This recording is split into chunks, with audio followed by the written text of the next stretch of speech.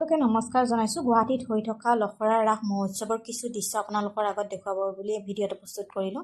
আপোনালোকে চাব, জুবিনদাৰ কিছু স্মৃতি ইয়াত বনোৱা হৈছে বা কিছুমান বস্তু ইয়াতে বনাই ৰাখিছে তেওঁলোকে, সেইসমূহ আপোনালোকক দেখুৱাবলৈ মই খুজিছোঁ।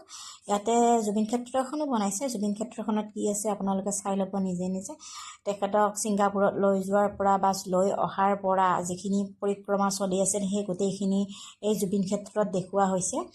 তেখেতক ইহঁতক লৈ গৈ বা ছিংগাপুৰত লৈ গৈ ইহঁতক কেনেকৈ ৰাখিছিলে বা জুবিনদাক কেনেকৈ নিথৰ দেহটো পৰি আছিলে মাটিত বা সাগৰৰ পাৰত।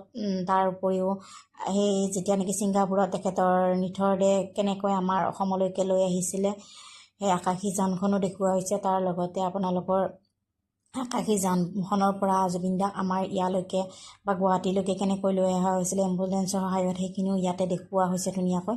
আৰু মানুহবিলাকৰ কি পৰিৱেশ হৈছে, মানুহবিলাকে কেনেকুৱাকৈ কি কৰিছে, সকলোখিনি ইয়াতে অংকন কৰিছে বা দেখুওৱা হৈছে। আপোনালোকে চাব। তাৰপিছত জুবিনদাৰ লাষ্ট যিখিনি শেষকৃত্য সম্পন্ন কৰিছে, সেই কীৰ্তন সোণাপুৰত যিখিনি প্ৰচেষ্টাৰে মানে খৰিকাত দিয়া হৈছিলে সেইখিনিও ইয়াত দেখুওৱা হৈছে ধুনীয়াকৈ। মানে জুবিনদাৰ যিটো নেকি স্মৃতি, শেষ স্মৃতি, সেইখিনি ইয়াতে জুবিন ক্ষেত্ৰত ধুনীয়াকৈ লখৰা ৰাস মহোৎসৱে দেখুওৱা হৈছে। সেইখিনি আপোনালোকে চাই ল'ব। লাষ্টত মানে তেখেতক শ্ৰদ্ধাঞ্জলি বুলি কিনে ফটো এটা ৰাখি শ্ৰদ্ধাঞ্জলি জ্ঞাপন কৰিছে।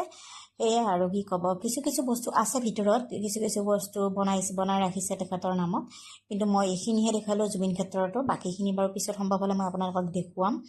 বাট এইটো হৈছে লখৰা স্থিত, মানে লখৰাতে হয় লখৰা ৰাস মহোৎসৱ। গতিকে আপোনালোকে আহিব, চাব।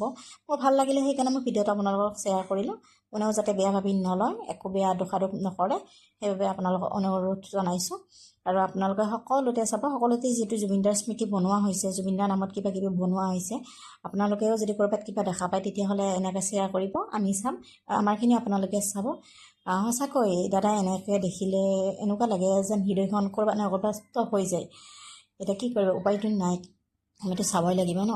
গতিকে আৰু এই আমাৰ লখৰাত বনাই থকা বা লখৰাত হৈ থকা ৰাস মহোৎসৱৰ জুবিন ক্ষেত্ৰতো আপোনালোকক দেখুৱালোঁ। ঠিক আছে, থেংক ইউ।